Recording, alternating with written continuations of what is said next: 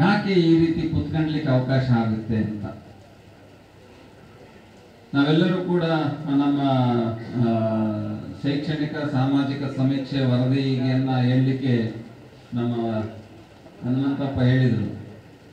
ಸ್ವಲ್ಪ ಗೊಂದಲ ಆಗುತ್ತೆ, ಯಾಕಂದ್ರೆ ನೀವು ಇನ್ನು ಅಷ್ಟು ಶಾರ್ಪ್ ಇಲ್ಲ.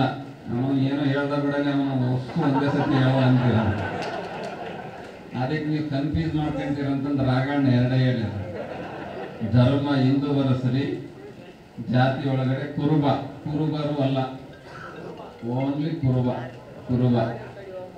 ಮುಂದುವರೆದು ಒಂದು ಹೇಳ್ಬೇಕಂತಂದ್ರೆ ಕುಲಕಸಬು ಅಂತಂದು ಬರುತ್ತೆ. ಆ ಕುಲಕಸಬು ಸಂದರ್ಭದಲ್ಲಿ ಕುರಿ ಸಾಗಾಣಿಕೆ ಅನ್ನುವಂಥದ್ದನ್ನ ನೀವು ಕಂಪಲ್ಸರಿ ನೋಟ್ ಮಾಡಿ. ಅದು ನಮಗೆ ಎಷ್ಟಿಗೆ ಅನುಕೂಲ ಆಗುತ್ತೆ ಅನ್ನುವಂಥದ್ದು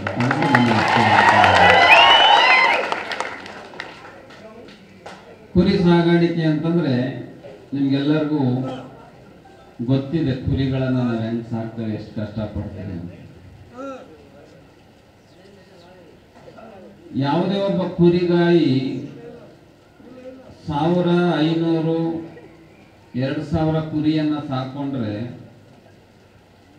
ಅದರೊಳಗಡೆ ಸುಮಾರು ಒಂದು 25-30 ಮೇಕೆಗಳನ್ನ ಸಾಕೊಂಡಿರ್ತಾರೆ. ಹೌದಲ್ಲ, ಗೊತ್ತಾ? ಯಾವುದೇ ಒಬ್ಬ ಕುರಿಗಾಯಿ 1500 ಕುರಿಯನ್ನ ಸಾಕೊಂಡ್ರೆ ಒಂದು 20-25 ಮೇಕೆಯನ್ನ ಕುರಿಯಿಂದ ಬಿಟ್ಕೊಂಡಿರ್ತಾನೆ. ಈ ಹಾಡು ಮರಿ ಅಂತ ನಮ್ಮ ಕಡೆ ಮೇಕೆ ಅಂತಾರೆ, ನಿಮ್ಮ ಕಡೆ ಹಾಡು ಮರಿ. ಗೊತ್ತಿದೆಯಾ ನಿಮ್ಗೆ ಯಾಕನ್ನ ಹಾಡು ಮರಿ ಬಿಟ್ಕೊಂತಾರಂತ? ಗೊತ್ತಿಲ್ಲ, ನಾ ಹೇಳ್ತೀನಿ. ಯಾಕಂದ್ರೆ ನನ್ನ ಒಂದು 500 ಕುರಿ ಇದಾವೆ. ಈ ಕುರಿಗಳ ಸ್ವಭಾವ ಏನು ಅಂತಂದ್ರೆ ನೆಲಕಚ್ಚಿ ಮೇಯುವಂತ ಸ್ವಭಾವ. ಒಂದ್ಸತಿ ಅವು ಮೇಯೋ ಫೀಲ್ಡಿಗೆ ಬಂತು ಅಂದ್ರೆ ಅಲ್ಲೇ ಮೇಯ್ತಿರ್ತಾವ. ಕುರಿಗಾರನ ತಲೆ ನೋಡಿ ಎಂತಹ ಅದ್ಭುತ ಅಂತಂದ್ರೆ, ಆ ಕುರಿ ಹಿಂಡಲ್ಲಿ ಒಂದು 25 ಹಾಡು ಮರಿಯನ್ನು ಬಿಟ್ರೆ ಹಾಡು ಮರಿ ಸ್ವಭಾವ ಬೇಲಿಂದ ಬೇಲಿಗೆ ಹೋಗೋದು, ಮತ್ತೊಂದು ಹೋಗಿ ಮೇಯಕ್ಕೆ ಹೋಗುತ್ತೆ.